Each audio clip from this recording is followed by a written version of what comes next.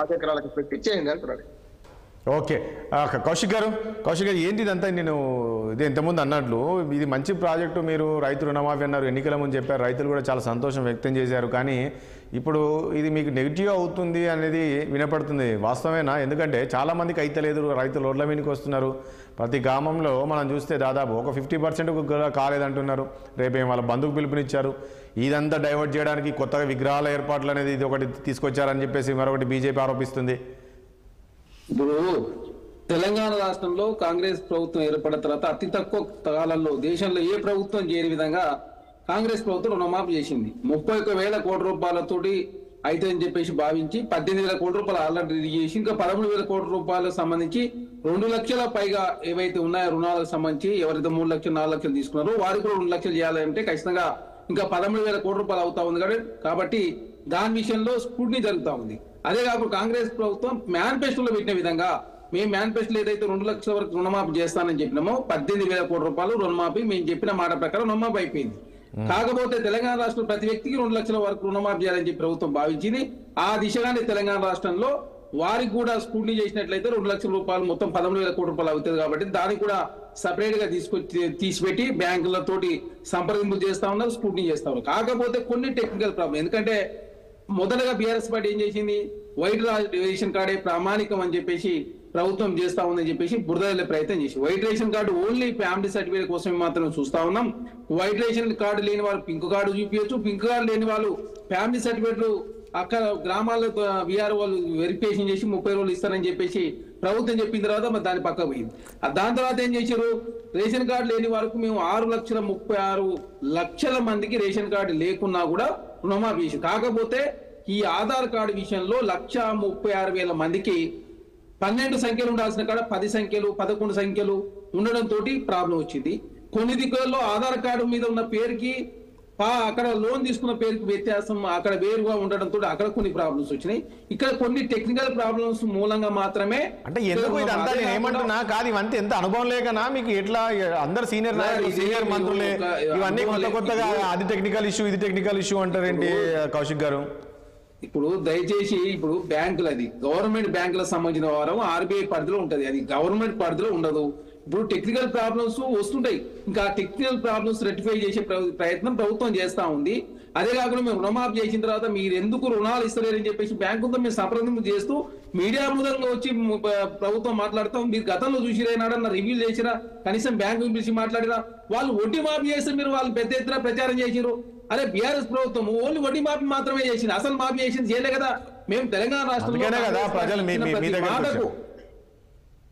ఏమండి అందుకే కదా వాళ్ళు అట్లా చేయలేదు కాబట్టే కదా ప్రజలు మీ వైపు వచ్చారు. మేము దయచేసి మాది ప్రజా ప్రభుత్వం, ప్రజా శ్రేయస్ కోసం రైతు ప్రభుత్వం మాది. మేము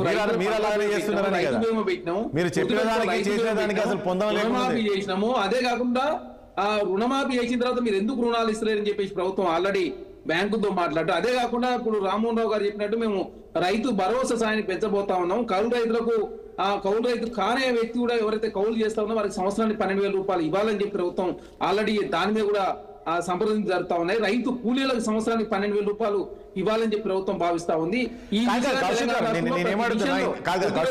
కౌశిక్ గారు మీరు ఈ 2 లక్షల రుణమాఫీ అనేది ఒక మంచి ఆలోచన, దేశంలో ఎవరు చేయలేదు, మేము చేసామంటున్నారు, అందరూ ఒప్పుకున్నారు, అందరూ రుణమాఫీ అవుతుందని చెప్పేశారు. ఎన్నికల ముందు ముఖ్యమంత్రి గారు చెప్పినట్లు మీరు ఎవరైనా తీసుకుంటున్నారు అందరు కానీ ఇప్పుడు అవ్వట్లేదు కదా. ఇది నెగిటివ్ అయ్యే అవకాశం లేదా? ఒకవైపు వీళ్ళు అన్నాలంటే ఒకవైపు హరీష్ ఏమో మీరు ఎక్కడంటే అక్కడ చర్చలకు నేను సిద్ధంగా వస్తాను, ఏ గ్రామానికి వెళ్దాము పదండి అంటున్నాడు ఆయన, కొడంగల్ వెళ్దాం అంటున్నాడు. ఇప్పుడు ఎట్లుందంటే ఇప్పుడు మేము ప్రభుత్వం నుంచి బ్యాంకుల అకౌంట్లోకి వెళ్ళిపోయినాయి 18,000 కోట్ల రూపాయలు. అలా టెక్నికల్ ఇప్పుడు మేము చెప్తాను, ఒక టెక్నికల్ మాకు సంబంధించినటువంటిది ఒక టెక్నికల్ ప్రాబ్లం ఉన్నది. ఇప్పుడు మా దృష్టికి వచ్చినట్టు ఒక విషయం, మా ఫ్యామిలీకి సంబంధించినటువంటిది, వారు ఇద్దరు ఉంటారు, వారికి 2 కొడుకులు ఉన్నారు. అదే 3 లోన్ తీసుకున్నారు, వారికి ఇంకా పెళ్లి కాలే. ఎవరిని మాఫ్ చేయాలా? తండ్రి చేయాలా, కొడుకు చేయాలా, తల్లి చేయాలా? మీరు చెప్పండి. మరి చూడండి మరి మీకు ఎన్ని సమస్యలు వచ్చాయి మీ ఇంట్లో? కొడుకులు ఎక్కువ ఉన్నది, వాడేమంటాడు కొడుకు నాదే చేయాలి. అదే మరి కొట్లాట పెట్టడం అంటే ఇక్కడ టెక్నికల్ ప్రాబ్లమ్స్ మాత్రమే ఉన్నాయి తప్ప ప్రభుత్వం సైడ్ నుంచి ప్రభుత్వం ఆల్రెడీ 18,000 కోట్ల రూపాయలు రుణమాఫీ చేసింది. 13,000 కోట్ల రూపాయలు కిషోర్ గారు ఏం అడుగుతున్నారు? ఒక క్వశ్చన్ ఇస్తున్నారు. చిన్న 3 సలహా. లక్షలు ఉన్న వాళ్ళు 2 ప్రభుత్వం దగ్గరికి. లక్షలు చేస్తా ఉంది. అది సార్ దయచేసి నాది అయిపోలే. ఆయన చిన్న కిషోర్ సలహా గారు మీకు చిన్న సలహా ఇద్దామని 5 సెకండ్లే ఎక్కువ తీసుకోను. మీకే అది ఇప్పుడు తండ్రి తల్లి కొడుకు ముగ్గురు సంపాదిస్తూ ఉంటే ముగ్గురు సపరేట్ గా ఇన్కమ్ ట్యాక్స్లు కట్టినట్టే ముగ్గురు రైతులు ఉన్నట్టు ఆ ఇంట్లో మీరు రైతు రుణమాఫీ చేస్తా అన్నారు. రైతు కుటుంబ తెల్ల రేషన్ కార్డు ఉన్న రైతు కుటుంబ రుణమాఫీ అని వాగ్దానాలు చేయలేదు మీరు. ఇంట్లో ఒకరికే సార్ చూసిరా, ఎట్లా బీఆర్ఎస్ భారతీయ జనతా పార్టీ ఎట్లుంటుంది అంటే వారిలాగా కార్పొరేట్లకు మేము 10% ట్యాక్స్ తక్కువ చేయలేదు. దాంతో 1,80,000 కోట్ల రూపాయలు కార్పొరేట్ లాభం జరిగింది. 17 లక్షల కోట్ల రూపాయలు పెట్టుబడిదారు రైట్ ఆఫ్ మేము చేయలేదు.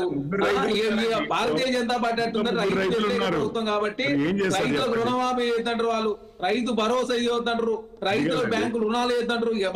వాళ్ళ పరిస్థితి ఏంటంటే ఎంతసేపు కార్పొరేట్ల మేలు చేసే ప్రయత్నం వారు చేస్తారు. కానీ మీరు ఫసల్ బీమా సంబంధించి కూడా వారు తక్కువ చేసి తెలంగాణ రాష్ట్రంలో కాంగ్రెస్ ప్రభుత్వం వచ్చిన తర్వాత రైతు బీమా, పంటల బీమా, రైతు రుణమాఫీ, రైతు భరోసా సాయం, కౌలు రైతులకు సాయం, రైతు కూలీలకు సాయం చేయాలని చెప్పి ప్రభుత్వం భావిస్తా ఉంది. ఆ దిశగానే తెలంగాణ రాష్ట్రంలో అడుగులు పడతాం. కొన్ని టెక్నికల్ ప్రాబ్లమ్స్ మూలంగా మాత్రమే కొంత ఇబ్బంది అవుతా ఉంది. అది కూడా తొందరలో పరిష్కరించాలని చెప్పేసి ప్రభుత్వం భావించి ఆల్రెడీ అగ్రికల్చర్ ఆఫీస్ ఇన్స్ట్రక్షన్ ఇవ్వడం జరిగింది. అదే కాకుండా బ్యాంకులతో సంప్రదింపులు జరుగుతా ఉన్నాయి. ఖచ్చితంగా తెలంగాణ రాష్ట్రంలో కాంగ్రెస్ ప్రభుత్వం ఇచ్చిన మాట నెరవేర్చుకుని చెప్పేసి ప్రజలంతా సంతోషపడుతుంటే అనవసరంగా రాతాంతం చేసే ప్రయత్నం బీఆర్ఎస్ పార్టీ చేస్తాయి. ఎందుకు బీఆర్ఎస్ పార్టీ రైతులు రావట్లేదు రోడ్ల మీదకి? కాదండి, నేను అడుగుతా. ఇప్పుడు సరే టీఆర్ఎస్ లేదా బీఆర్ఎస్ బీజేపీ వీళ్ళు రాజకీయం కోసం వాళ్ళు చేస్తున్నారు అనుకోవచ్చు. మరి రైతులు వస్తున్నారు కదా రోడ్ల మీదకి కొన్ని మండలం. సార్ రుణమాఫీ ఎగ్గొట్టిన వ్యక్తులు, ఇప్పుడు రుణమాఫీ 8,628 కోట్ల రూపాయలు ఎగ్గొట్టిన వ్యక్తులు వచ్చి రోడ్డు మీదకి వచ్చి మాట్లాడితే దయ్యాల వేదాలు వలించినట్టు. ఎందుకంటే మీరు రుణమాఫీ ఎగ్గొట్టారు కదా, మీరు ఎంత చేసి రుణమాఫీ ఎగ్గొట్టిపోయి మీరు ఇప్పుడు బీఆర్ఎస్ పార్టీ వారు ఎగ్గొట్టిన రుణాలు కూడా మేము తెలంగాణ రాష్ట్ర అధికారులకు వచ్చిన తర్వాత గత ప్రభుత్వం చేసింది మేము ఏమని చెప్తలేమో. ప్రతి కుటుంబానికి 2 లక్షల రుణమాఫీ చేస్తానని చెప్పిన దాని ప్రకారం మాట నిలబెట్టుకున్న ప్రభుత్వం అని చెప్పేసి ప్రజలు సంతోషాన్ని వ్యక్తం చేస్తా ఉన్నారు. రైతు బీమా, పంటల బీమా అన్ని ఇవి ఇచ్చినాం. అదే కాకుండా రైతు భరోసా కూడా త్వరలోనే దాని మీద కూడా పూర్తి క్లారిటీతో ప్రభుత్వం ప్రకటించబోతా ఉంది. తాత్కాలికంగా ఇబ్బంది కౌశిక్ గారు ఒక పాయింట్ ఇక్కడ. సరే, ఇది ఈ విగ్రహాలలో ఏంటి అసలు? ఇది ఎవరికి అవసరము? ప్రజలకు ఏమైనా అవసరం ఉందా దీని గురించి? ఈ విగ్రహాలు ఒకటి సెక్రటరేట్ ముందర పెడతామంటారు, ఇంకోటి అదంటే ఇది ఎందుకు టాపిక్ తీసుకొచ్చారు?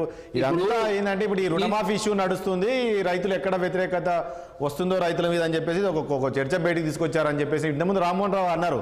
ఏదైనా ఇష్యూ కాగానే వెంటనే ఇంకోటి తీసుకొస్తారు దాన్ని. ఇది డైవర్ట్ అయిపోతారు, ఇది మర్చిపోతారు. ఏం అవసరము? మేము తెలంగాణ రాష్ట్రంలో కాంగ్రెస్ పార్టీగా ప్రజాస్వామ్యం ఉండాలని చెప్పి కోరుకునే పార్టీ కాంగ్రెస్ పార్టీ, అస్తిత్వం ఉండాలని చెప్పి కోరుకునే పార్టీ కాంగ్రెస్ పార్టీ. మీ ప్రజాస్వామ్యంలో ఎవరు మీడియా మీద ఆంక్షలు ఎక్కడ పెట్టలేదు. ఇందిరా పార్క్ వ్యవస్థ దగ్గర ధర్నాలు చేసుకునే అవకాశం ఇచ్చినాం. ప్రజలు ధర్నాలు కావచ్చు, వారు నిరసన వ్యక్తం చేసుకునే అవకాశం ఉన్నప్పుడు మా ప్రభుత్వానిగా వాస్తవ విషయాలు తెలుస్తాయని చెప్పి మేము భావిస్తా ఉన్నాం. బంగ్లాదేశ్ షేక్ హసీనా లాగా ఎక్కడ కూడా నిర్బంధాలు విధించలేదు. మాటలు కూడా ఎట్లా ఉన్నాయి, కనీసము చర్చించుకునే విధంగా కూడా కామెంట్స్ లేవు. ఆ స్థాయిలో మీరు కామెంట్ చేసుకోవడం ఎంత దారుణం! ఏం మీరు సమాజానికి ఏం మెసేజ్ ఇస్తున్నట్టు? ఇప్పుడు విగ్రహాలకు సంబంధించింది మేము మాట్లాడలే. కేటీఆర్ గారే అనవసరంగా రాతాంతం చేసే ప్రయత్నం చేస్తారు. రాజీవ్ గాంధీ ఏదో దేశద్రోహి అన్నట్టు, రాజీవ్ గాంధీ ఏదో నక్సలైట్ అన్నట్టు ముద్రేసే ప్రయత్నం బీఆర్ఎస్ పార్టీ చేస్తారు. వారు ఈ దేశ ప్రధానమంత్రి, ఈ దేశం కోసం ప్రాణత్యాగం చేసిన వ్యక్తి, ఈ దేశంలో వారి ఇందిరాగాంధీ గారు కావచ్చు, రాజీవ్ గాంధీ గారు కావచ్చు, నెహ్రూ గారు జైలు జీవితం గడిపిన వ్యక్తి ఈ దేశ స్వతంత్రం కోసం. అట్లాంటి ప్రధానమంత్రి పట్టుకొని ఇష్టం వచ్చిన మాట్లాడే ప్రయత్నం బీఆర్ఎస్ పార్టీ చేస్తాం. మేము డిసెంబర్ 7వ తారీఖు నాడు 2023 నాడే రాజీవ్ గాంధీ గారి విగ్రహం సెక్రటరీ